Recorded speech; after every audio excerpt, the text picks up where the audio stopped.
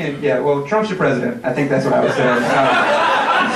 You just got to get over it. Because it is, like, those people are just like, he's not my president. Like, no, he's your president. Like, we had every opportunity for him not to be president. Like, that's what the Electoral College, that whole thing, that's what they built that in for. This was the scenario, and we didn't use it.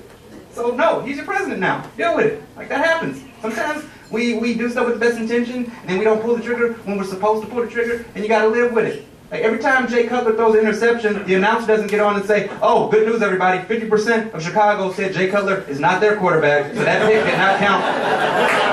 Line back up, 40-yard line, first down. Ooh, that was close. He really sucked.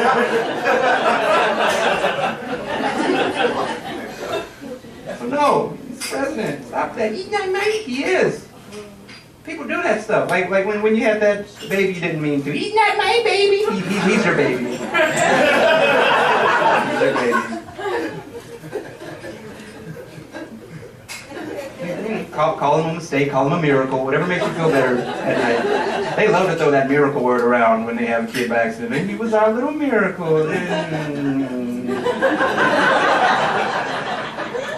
I mean, by definition, like, a miracle is something that doesn't happen that often. Kids happen all the time.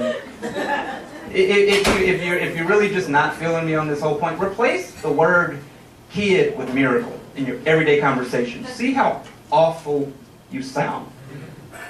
How was the movie? Oh, it was fine until a bunch of goddamn miracles got started in the back. You know what? You know in Japan they have a 1 miracle per household limit? Like, why can't we have something like that? Yeah, I realize miracles will be miracles, but some people need their miracle with it. I know that much.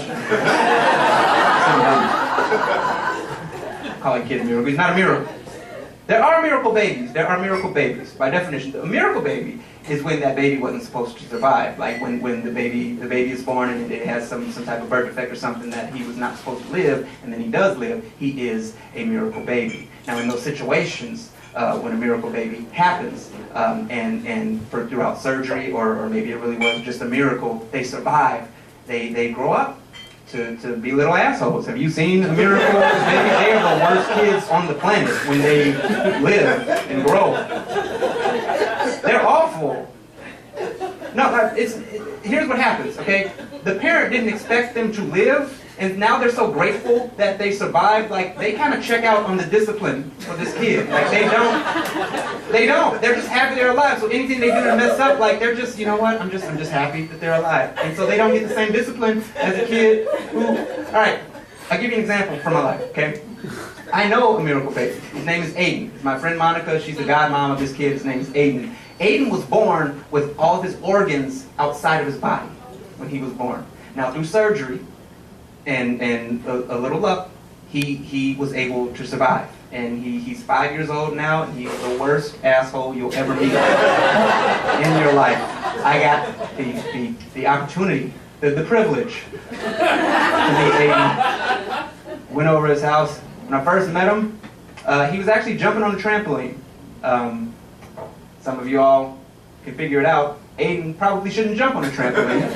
Aiden was born with all of his organs outside of his body. And through the miracle of surgery, he is allowed to be a kid. But he was jumping on this trampoline. He has an apparatus that is set up to protect his organs because he's not supposed to do anything strenuous.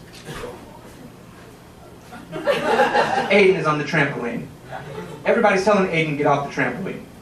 One of the kids goes, Aiden, you know you're not supposed to do this. Get off of the trampoline. Aiden doesn't give a shit. Aiden is just jumping. Aiden, get off of the trampoline. You're going to hurt yourself. Aiden didn't hurt himself. What Aiden did was Aiden threw up all over the trampoline and ruined trampoline time for all the kids involved. Now, after he threw up, he then politely walks off of the trampoline. One of the kids grabs a hose and starts spraying it off, which lets me know this is not the first time that Aiden has done this.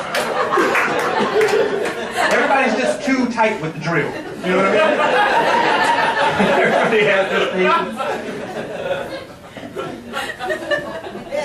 So he walks over next to me and he sits down and he goes, well, this is boring. You're fat. That's what he said to me. Didn't know me. He said, you're fat. And I said, Aiden,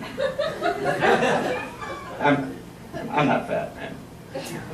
He goes, "Are you sure? You look fat." Then he punched me in the dick and ran off.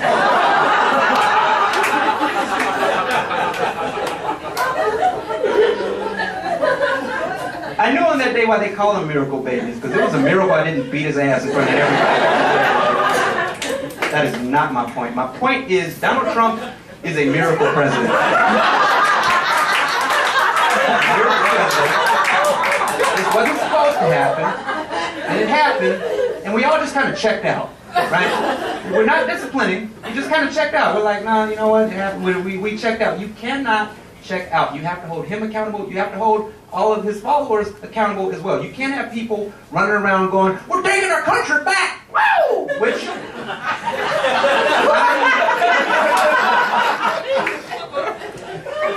Now, you know I am a logical man, okay?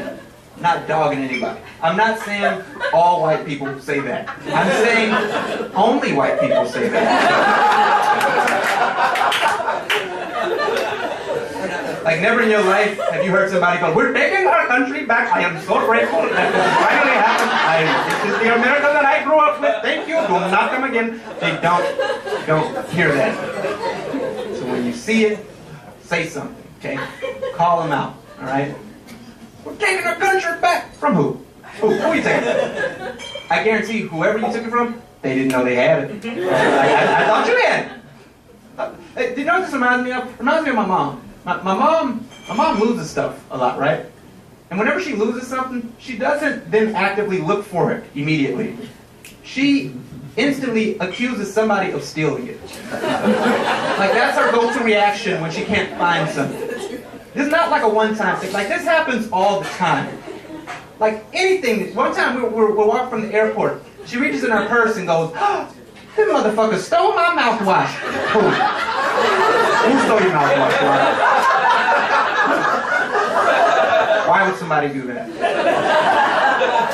My roommate, who has not grown up with my mom, he freaked out. He's like, "Somebody stole her mouthwash?" I was like, no, nobody stole her mouthwash. Nobody. Just wait.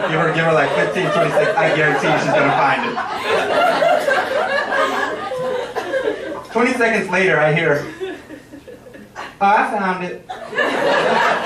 But you know how they do. Who? How who does?